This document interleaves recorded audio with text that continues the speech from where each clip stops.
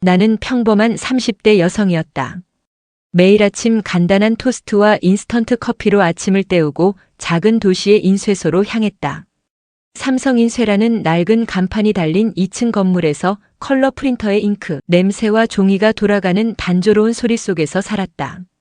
명함 인쇄, 전단지 제작, 책자 제본. 반복되는 일상이었다. 동료는 사장님 포함해서 총 4명. 그마저도 각자 맡은 일에 바빠 대화다운 대화를 나누는 일은 드물었다. 점심시간이면 혼자 도시락을 먹거나 근처 편의점에서 삼각김밥을 사 먹곤 했고 퇴근 후에는 원룸으로 돌아가 TV를 보며 혼자만의 시간을 보냈다. 그날도 여느 때와 다르지 않았다. 오후 6시 퇴근 시간을 알리는 벨이 울리자 동료들은 하나둘 수고하셨습니다. 인사를 나누며 집으로 향했다. 나 역시 가방을 메고 나섰는데 유독 허기가 심했다. 아침을 제대로 못 먹어서인지 점심도 간단히 편의점 김밥 하나로 때운 탓인지 배가 꼬르륵 소리를 냈다. 집까지 가는 길에 있는 동네 김치찌개 집이 눈에 들어왔다. 할머니 손맛 김치찌개라는 손글씨로 쓰인 소박한 간판이 달린 그곳은 10년 넘게 한자리를 지키고 있는 단골집이었다. 8평 남짓한 작은 공간에 테이블 6개가 전부였지만 혼자 식사하기에는 부담스럽지 않은 곳이었다. 문을 밀고 들어서자 새콤달콤한 김치찌개 냄새가 코끝을 스쳤다. 저녁 시간이라 그런지 직장인들로 어느 정도 자리가 차 있었다. 어서 오세요. 몇 분이세요? 60대쯤 되어 보이는 사장 아주머니가 친근하게 웃으며 인사했다. 저 혼자예요. 그럼 저쪽 구석으로 앉으세요. 아주머니는 구석진 2인 테이블로 안내해 주었다. 플라스틱 의자에 앉아 낡은 메뉴판을 들여다보며 김치찌개를 주문했다. 물 한 잔을 마시며 핸드폰을 꺼내 하루 종일 확인하지 못한 메시지들을 훑어보고 있었는데 별다른 연락은 없었다. 그때였다. 옆 테이블에 앉아있던 낯선 남자가 갑자기 자리에서 일어나 계산대로 향했다. 30대 초반으로 보이는 그는 깔끔한 회색 셔츠에 검정 슬랙스를 입고 있었는데 키가 꽤 크고 어깨가 넓었다.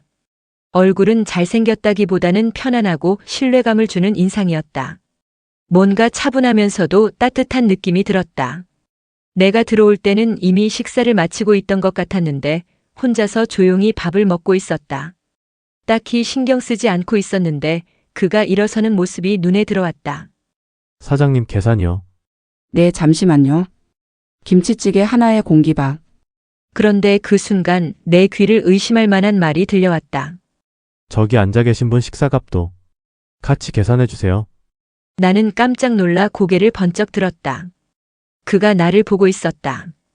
당황한 나는 급히 자리에서 일어나 계산대로 따라 나섰다. 다른 손님들의 시선이 느껴져 얼굴이 화끈거렸다. 저기요, 잠깐만요. 그는 이미 10,000원짜리 2장을 내밀며 계산을 마치려던 참이었다. 죄송한데요. 왜 제 밥값을 대신 내시는 거예요? 저희 전혀 모르는 사이잖아요. 목소리가 떨렸다. 이런 상황이 처음이라 어떻게 반응해야 할지 몰랐다. 혹시 뭔가 다른 의도가 있는 건 아닌지 아니면 나를 누군가로 착각한 건 아닌지 온갖 생각이 머릿속을 스쳤다. 그는 잠시 멈춰서서 나를 바라보았다. 그 눈빛이 참 맑았다. 계산된 친절이나 뻔한 작업 멘트가 아닌 정말 순수한 마음에서 우러나온 행동 같다는 느낌이 들었다. 그리고 은은하게 웃더니 예상치 못한 대답을 했다. 오늘따라 그냥 그러고 싶었습니다. 단순하면서도 솔직한 대답이었다. 어떤 화려한 설명이나 그럴듯한 이유도 없었다. 그 순간 정말 이상한 일이 일어났다. 이 낯선 남자가 전혀 낯설지 않게 느껴졌다. 마치 오래전부터 알고 지낸 사람처럼 아니면 어디선가 본 적 있는 것처럼 말이다. 그래도 제가 돈을 드려야. 주머니에서 지갑을 꺼내려던 나에게 그는 손을 젓으며 말했다. 괜찮습니다. 정말이에요. 맛있게 드세요. 그리고 다시 한번 미소를 지으며 식당을 나섰다. 나는 한동안 그 자리에 서서 유리창 너머로 사라지는 그의 뒷모습을 바라보았다. 키 큰 실루엣이 가로등 불빛 사이로 멀어져 갔다. 며칠이 지났다. 그 일이 자꾸만 생각났다. 인쇄소에서 일하는 내내 김치찌개 집을 지날 때마다 심지어 집에서 TV를 보다가도 불현듯 그 사람이 떠올랐다. 왜 그런 일을 했을까? 나를 누군가로 착각한 건 아닐까? 다시 볼 수 있을까? 그 같은 생각들이 머릿속을 맴돌았다. 그런데 신기한 일이 일어났다. 목요일 저녁 평소처럼 퇴근하려고 인쇄소 문을 나서는데 누군가 내 이름을 불렀다. 혹시 지난주 김치찌개 집에서 뵌 분 맞죠? 돌아보니 바로 그 남자가 서 있었다. 손에는 카페 로고가 찍힌 테이크아웃 커피 2잔을 들고 있었고 심장이 쿵쿵 뛰기 시작했다. 어떻게 절 찾으셨어요? 아, 이 근처에서 일하시는 걸 우연히 봤어요. 마침 커피를 사고 나오는 길이라서. 혹시 괜찮으시면 그는 커피 한 잔을 내게 건네며 조금 긴장한 듯 말했다. 저 혹시 연락처 좀 알려주실 수 있을까요? 다음에는 제대로 된 인사라도 하고 싶어서요. 아, 저는 김민준이라고 합니다. 김민준. 그의 이름을 처음 들었을 때의 그 설렘을 지금도 생생히 기억한다. 저는 이수연이에요. 그날 저녁 집으로 돌아가는 길이 유독 가벼웠다. 오랜만에 설레는 마음이었다. 따뜻한 커피 한 잔이 이렇게 소중할 수 있다는 걸 그때 처음 알았다. 그 후 우리는 매일 연락을 주고받았다. 문자 메시지로 시작해서 전화 통화로 그리고 매일 퇴근길마다 그는 인쇄소 앞에 서 있었다. 오늘도 고생 많았어요. 밥 먹으러 가요. 그 평범한 한마디가 세상에서 가장 큰 위로였다. 혼자였던 일상에 온기가 스며들었다. 그리고 2달쯤 지났을까. 어느 금요일 저녁 그는 나에게 진지한 표정으로 말했다. 저와 함께 살아주실래요? 그 순간 나는 확신했다. 이 사람이라면 어떤 어려움도 견딜 수 있겠다고. 그의 따뜻함이 진심이 느껴졌기 때문이다. 결혼식은 소박했지만 따뜻했습니다. 화려한 예식장 대신 작은 웨딩홀에서 가족들과 가까운 지인들만 초대해 치렀죠. 하얀 드레스를 입고 민준 씨와 마주 섰을 때 그의 눈에서 흘러내린 눈물을 지금도 선명히 기억합니다. 평생 행복하게 해줄게요. 그가 제 손을 꽉 잡으며 속삭인 말이 가슴 깊이 새겨졌습니다. 그 순간만큼은 정말 영원할 것 같았어요. 신혼집은 시내에서 조금 떨어진 조용한 주택가의 투룸이었습니다. 크지는 않았지만 2사람이 살기에는 충분했죠. 민준 씨가 직접 고른 하얀색 소파와 작은 다이닝 테이블, 그리고 베란다에 놓인 화분들까지. 모든 것이 새롭고 설렜습니다. 새로운 집에서의 생활은 행복 그 자체였습니다. 아침 7시면 어김없이 원두 갈아지는 소리가 집안에 퍼졌어요. 민준 씨는 커피에 대한 남다른 애정이 있어서 직접 원두를 사다가 드립으로 내려주곤 했습니다. 오늘도 힘내요. 저녁은 내가 요리할게요. 따뜻한 커피 한 잔과 함께 건네는 그의 인사가 하루를 시작하는 의식이었죠. 그리고 정말로 퇴근하면 집에는 맛있는 냄새가 가득했어요. 김치찌개, 된장찌개, 불고기. 요리 솜씨가 꽤 좋았거든요. 어떻게 이렇게 잘해요? 혼자 살 때 많이 해봤어요. 당신이 맛있게 먹는 게 제일 보기 좋아요. 그렇게 말하며 제 앞에 밥을 차려주는 모습이 천사 같았습니다. 결혼 전에는 혼자 먹는 식사가 당연했는데 이제는 누군가와 함께 나누는 따뜻한 식탁이 있었어요. 주말이면 함께 장을 보러 가거나 근처 공원을 산책했습니다. 평범한 일상이었지만 그 평범함이 소중했죠.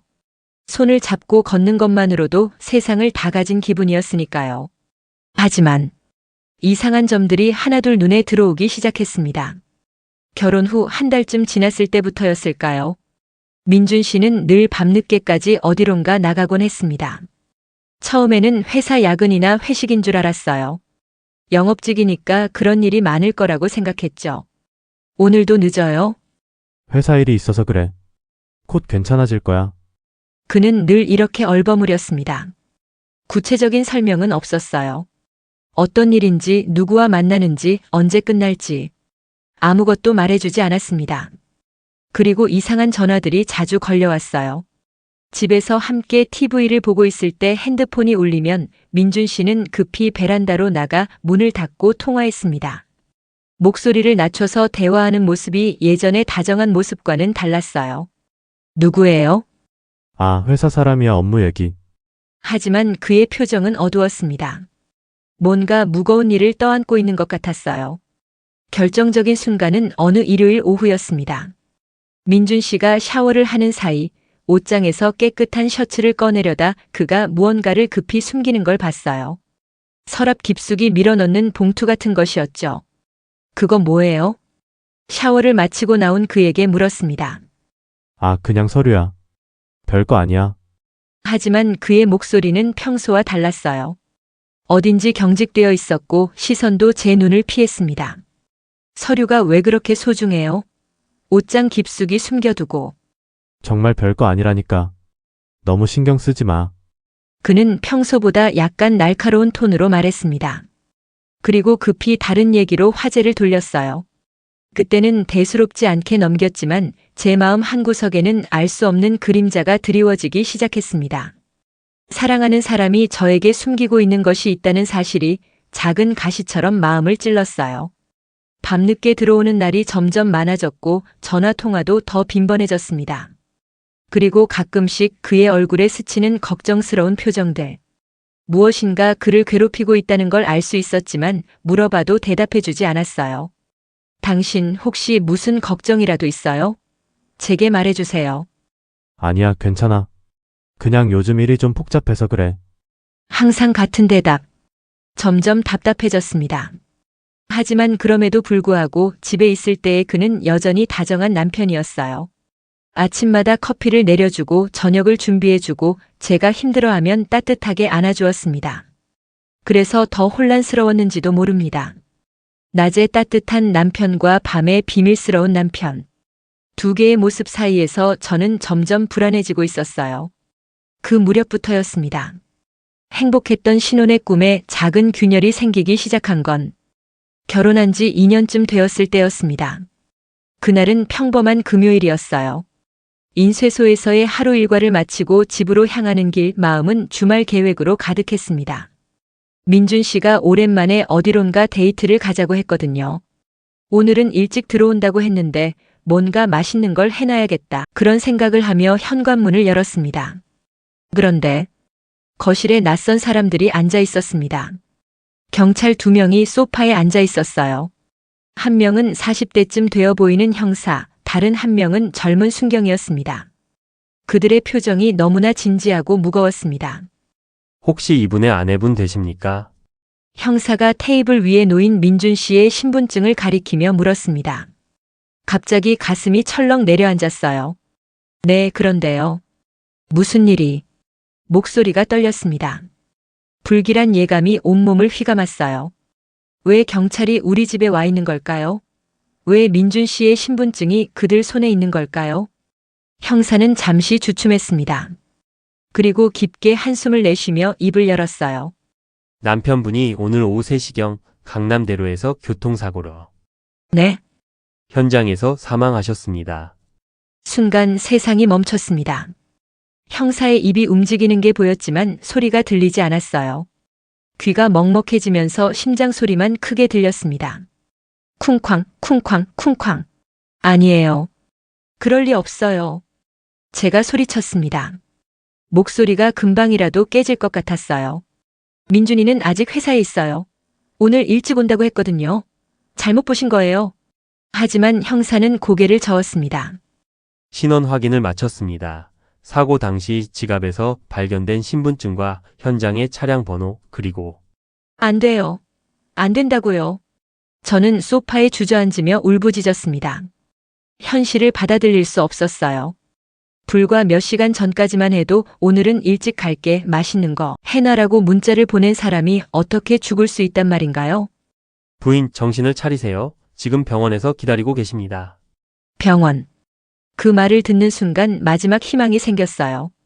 병원에 있다는 건 아직 살아있다는 뜻일지도 모른다고 생각했거든요. 지금 당장 가요. 빨리요. 하지만 현실은 잔혹했습니다. 병원 지하 1층 영안실. 차가운 금속 침대 위에 하얀 천으로 덮인 그의 모습을 본 순간 제 다리에서 힘이 빠졌습니다. 민준아. 천을 걷어내자 보였습니다. 평소보다 창백해진 얼굴이었지만 분명히 제 남편이었어요. 마치 깊이 잠든 것 같은 평온한 표정이었습니다. 깨어나. 제발 깨어나. 그의 차가워진 손을 잡고 흔들었지만 아무런 반응이 없었어요. 그제야 현실이 밀려왔습니다. 정말로 그가 죽었구나. 다시는 그의 목소리를 들을 수 없구나. 다시는 그의 품에 안길 수 없구나. 장례식장은 가족들의 눈물바다였습니다. 시댁 부모님은 물론 친정 부모님까지 모두 달려와 주셨어요. 하지만 정작 저는 눈물도 나오지 않았습니다. 아직도 믿어지지 않았거든요. 3일간의 빈소, 조문객들이 오가는 동안 저는 그의 영정사진 앞에 멍하니 앉아 있었습니다. 웃고 있는 그의 모습을 보면서도 실감이 나지 않았어요. 수연아, 밥이라도 좀 먹어. 시어머니가 죽을 끓여주셨지만 목구멍으로 넘어가지 않았어요. 입안이 바싹 말라 있었고 음식 냄새만 맡아도 속이 울렁거렸습니다. 밤이 되면 더 힘들었습니다. 빈소에 혼자 남아 그의 영정을 바라보고 있으면 온갖 생각들이 머릿속을 휘몰아쳤어요. 왜 하필 그날이었을까? 왜 일찍 온다고 했을까? 내가 데이트를 하자고 하지 않았으면. 자책감이 물밀듯 밀려왔습니다. 그리고 동시에 후회도 했어요. 최근 몇 달간 그가 뭔가를 숨기고 있다고 의심했던 것들이 모두 사소하게 느껴졌거든요. 그냥 좀 더 사랑한다고 고맙다고 말할 걸. 그가 늦게 들어와도 따뜻하게 맞아줄 걸. 하지만 이제는 너무 늦었습니다. 화장을 하는 날 관 속에 그를 마지막으로 보는 순간이었습니다. 평생 잊지 못할 장면이에요. 그가 입고 있던 회색 양복, 제가 골라준 넥타이, 그리고 결혼 반지까지. 모든 게 그대로였는데 그만 살아있지 않다는 게 믿기지 않았어요. 안녕. 마지막 인사를 하고 관뚜껑이 닫혔습니다. 그 순간 제 가슴도 함께 무너져 내렸습니다. 화장터에서 기다리는 몇 시간이 지옥 같았어요. 저 안에서 그가. 생각만 해도 숨이 막혔습니다. 시어머니가 제 손을 꽉 잡아주셨지만 위로가 되지 않았어요. 그리고 마침내 작은 유골함을 받아들었습니다. 한때 저와 함께 웃고 울고 사랑했던 사람이 이렇게 작은 상자 안에 들어있다는 게 비현실적이었어요. 집으로 돌아가는 길 유골함을 가슴에 안고 택시에 앉아 있는데 눈물이 한꺼번에 쏟아졌습니다. 그때까지 참고 있던 모든 감정이 폭발한 거였어요. 빈집에 홀로 돌아왔습니다. 그의 슬리퍼가 현관에 그대로 놓여 있었고 아침에 마신 커피잔이 싱크대에 있었어요. 모든 게 그대로인데 그만 없다는 현실이 가슴을 짓눌렀습니다. 그날 밤 유골함을 침실 서랍 위에 조심스럽게 놓았습니다. 그리고 그 옆에 우리의 결혼 사진을 나란히 두었어요. 모든 게 끝났다고 생각했습니다. 이제 정말로 혼자가 되었구나. 앞으로 어떻게 살아가야 할까? 그런 막막함 속에서 하루하루를 버텨내고 있었습니다. 사고 이후 몇 달 동안 저는 홀로 지냈습니다. 시간이 흘렀지만 여전히 그의 부재가 실감나지 않았어요. 아침에 일어나면 무의식 중에 그를 찾았고 퇴근 후 집에 들어서면 다녀왔어요 라고 인사를 하다가 적막한 침묵에 가슴이 먹먹해지곤 했습니다. 인쇄소 일은 그대로 계속했지만 예전처럼 집중하기 어려웠어요. 동료들이 걱정스러운 눈빛으로 바라봤지만 괜찮다고 말할 뿐이었습니다. 실제로는 하루하루가 버거웠거든요. 집안은 그가 살아있을 때 그대로였습니다. 그의 옷들, 함께 쓰던 물건들, 심지어 세면대에 놓인 그의 칫솔까지. 아무것도 치울 수 없었어요. 마치 그것들을 치우면 그가 정말로 사라져버릴 것 같았거든요. 매일 밤 유골함 앞에 앉아 그와 대화했습니다. 오늘 회사에서 새로운 프로젝트가 들어왔어. 당신이 좋아했던 디자인 작업이야. 어떻게 생각해? 당연히 대답은 없었지만 그래도 혼자 중얼거리는 것만으로도 위로가 되었어요. 그러던 어느 목요일 밤이었습니다. 11시가 넘어 집에서 TV를 보고 있을 때였어요. 평범한 드라마 재방송을 보며 소파에 누워 있었는데 갑자기 현관에서 소리가 났습니다. 띵동. 초인종이 울렸어요. 이 시간에 누가 올까요? 택배기사도 아닐 테고 이웃 사람들과는 거의 교류가 없었는데 말이죠. 혹시 민준 씨의 회사 사람이나 친구들 중 누군가일까 생각하며 문으로 향했습니다. 누구세요? 인터폰으로 물었지만 대답이 없었어요. 다시 한번 물어봐도 침묵만 돌아왔습니다. 이상해서 현관문의 스파이홀로 밖을 내다봤는데 어둠 속에서 사람의 실루엣이 보였어요. 누구신지 말씀해 주세요. 여전히 대답이 없었습니다. 뭔가 이상했지만 호기심이 앞섰어요. 문을 열어봐야겠다는 생각이 들었습니다. 조심스럽게 도어 체인을 걸어둔 채 문을 살짝 열었습니다. 그리고 세상이 멈췄습니다. 문 앞에 서 있는 사람을 보는 순간 심장이 터져버릴 것 같았어요. 다리에 힘이 빠져 문틈에 몸을 의지해야 했습니다. 민준이가 거기 서 있었습니다. 죽었다고 제 품에서 화장했다고 유골함에 모셔뒀다고 생각했던 바로 그 사람이. 당신이야? 목소리가 떨렸어요. 꿈인가 싶어 눈을 비비고 다시 봤지만 분명히 그였습니다. 키, 체격, 얼굴. 모든 게 민준이와 똑같았어요. 하지만 뭔가 이상했습니다. 당신 살아있었던 거예요? 그는 아무 말도 하지 않았습니다. 그냥 저를 바라보고만 있었어요. 표정도 예전과는 달랐습니다. 평소 민준이의 따뜻하고 부드러운 눈빛과는 다른 어딘지 차갑고 경계하는 듯한 시선이었어요. 왜 아무 말도 안 해요? 나야 수연이야. 도어 체인을 풀고 문을 활짝 열었습니다. 그를 안아주고 싶었어요. 얼마나 그리웠는데, 얼마나 보고 싶었는데. 하지만 그는 한 발짝 뒤로 물러났습니다. 그때 깨달았어요. 뭔가 결정적으로 다르다는 걸.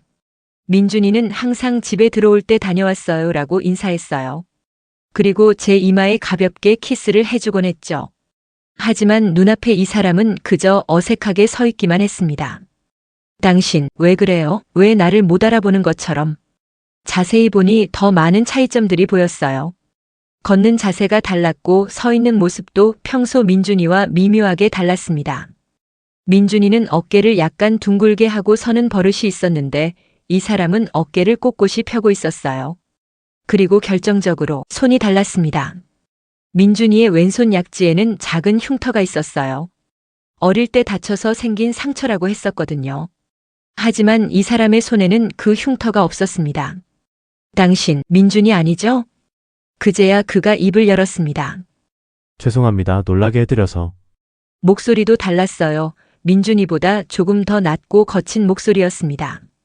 그럼 당신은 누구세요? 왜 민준이랑 똑같이 생겼어요? 저는 김민석입니다. 민준이의 형입니다. 형? 민준이에게 형이 있다는 얘기는 들어본 적이 없었어요. 결혼할 때도 장례식 때도 형 얘기는 없었는데. 형이라고요? 그럼 왜 장례식 때? 제가 해외에 있었습니다. 소식을 늦게 들었어요. 그는 잠시 망설이더니 계속 말했습니다. 들어가서 이야기해도 될까요? 할 말이 있습니다. 집 안에 들어온 그를 보니 더욱 혼란스러웠어요. 정말 민준이와 너무 닮았거든요. 쌍둥이라고 해도 믿을 정도로요. 하지만 분명히 다른 사람이었습니다. 거실 소파에 앉은 그는 유골함을 바라보며 깊은 한숨을 내쉬었어요. 제 동생이 당신을 지켜달라고 했습니다. 지켜달라고요? 네, 제가 왜 이제야 나타났는지, 민준이가 왜 당신에게 제 얘기를 하지 않았는지 모두 말씀드리겠습니다. 그 순간 모든 퍼즐이 맞춰지기 시작했습니다. 민준이가 밤늦게 나갔던 이유, 비밀스러운 전화통화들, 옷장에 숨겨둔 물건들. 모든 게 그의 형과 관련이 있었던 거였습니다. 민준이는 저 때문에 위험에 빠져 있었습니다. 그가 고개를 숙이며 말했습니다. 그 목소리에는 깊은 죄책감이 묻어 있었어요. 순간 가슴이 먹먹해졌습니다. 민준이가 저에게 숨겨왔던 비밀이 이제야 드러나려 하고 있었거든요. 그리고 그 비밀이 얼마나 무거운 것이었는지 어렴풋이 짐작할 수 있었습니다.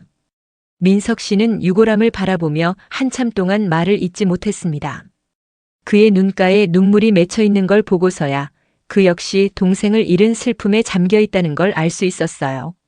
어디서부터 말해야 할지. 그가 깊게 한숨을 쉬며 입을 열었습니다. 저와 민준이는 쌍둥이입니다.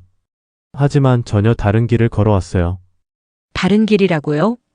저는 좋지 않은 일에 연루되어 있었습니다. 도박, 사채 그런 것들이요. 그의 목소리가 무거워졌습니다.